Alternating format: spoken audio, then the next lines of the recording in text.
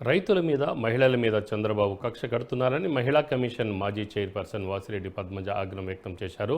బీజేపీతో జతకట్టి ఎన్నికల సంఘంపై ఒత్తిడి తెస్తున్నారని ఆమె ఆరోపించారు. ఎన్నికల కమిషన్ను కూటమి కోసం పనిచేస్తున్నట్లుగా ఉందని ఆమె అన్నారు.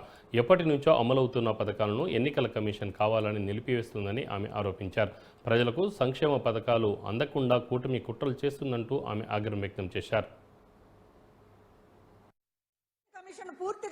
కళ్ళకి గంతలు కట్టుకుని ఈ రోజున ఆన్ గోయింగ్ స్కీమ్స్ ని ఎప్పటి నుంచో అమలవుతున్నటువంటి పథకాలకు సంబంధించినటువంటి దాన్ని ఇవి కొత్తగా వస్తున్నటువంటి పథకాలు కాదని తెలిసినప్పటికీ కూడా ఈ రోజున ప్రజలకి పథకాలు అందకుండా చేయడంలో ఈసీ ఎలక్షన్ కమిషన్ తన వంతు సైంధవుడి పాత్ర పోషిస్తూ ఉంది. ఈ రోజు చంద్రబాబు నాయుడు ఒత్తిడికి, కూటమి ఒత్తిడికి ఈ ఎలక్షన్ కమిషన్ తలొగ్గుతోంది అనేటటువంటి అభిప్రాయాలు ఈ రోజు ప్రజల్లో కలుగుతూ ఉన్నాయి.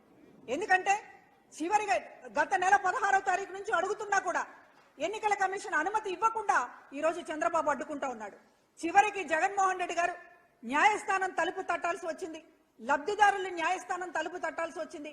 హైకోర్టుకు వెళ్లి ఈ రోజున మాకు అందవలసినటువంటి పథకాలని అందించండి అని చెప్పి లబ్ధిదారులు అడిగితే చివరికి కోర్టు వాళ్లపైన పేదలు అనేటటువంటి దానిపైన కనికరపడి ఉన్నటువంటి దాంట్లో న్యాయసమ్మతమే కదా, వాళ్ళకి 5 ఏళ్ల నుంచి పథకాలు అందుతున్నాయి, ఈ రోజు కొత్తగా అందుతున్నటువంటి పథకం కాదు కదా అని హైకోర్టు ఒక రోజు అనుమతిస్తే దానికి కూడా మళ్లీ కాగితాలు పెట్టి ఈసీ ఇప్పుడు ఏం చెప్తోంది ఎలక్షన్ కమిషన్, హైకోర్టు అనుమతి ఇచ్చినప్పటికీ కూడా మాకు వస్తున్నటువంటి ఫిర్యాదుల కారణంగా దీనిపైన ఇవాళ రాష్ట్ర ప్రభుత్వ అధికారులు అంత ముందుకు వెళ్ళడానికి లేదు అన్నట్లుగా వ్యవహరిస్తున్నారు.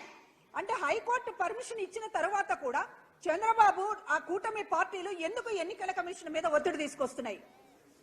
ఏంటి మీ బాధ ఏంటి? 5 ఏళ్లుగా ఈ రోజున ప్రజలకి పథకాలు అందించినటువంటి ఈ ప్రభుత్వాన్ని చివరి దశలో పథకాలు అందుకుంటే తాము ఓడిపోతామనేటటువంటి భయంతో ఈ రోజున చంద్రబాబు చేస్తున్నటువంటి కుట్ర ఇది కాదా అని చెప్పి అడుగుతూ ఉన్నాం. ఈ రోజు ప్రజలు ఆలోచిస్తున్నారు, ఏంటి ఇంత అన్యాయంగా చేస్తున్నారు అనేటటువంటి పథకాలను అడ్డుకోవడం అనేటటువంటి దాన్ని ఎవరైనా చేసేటటువంటి చర్య.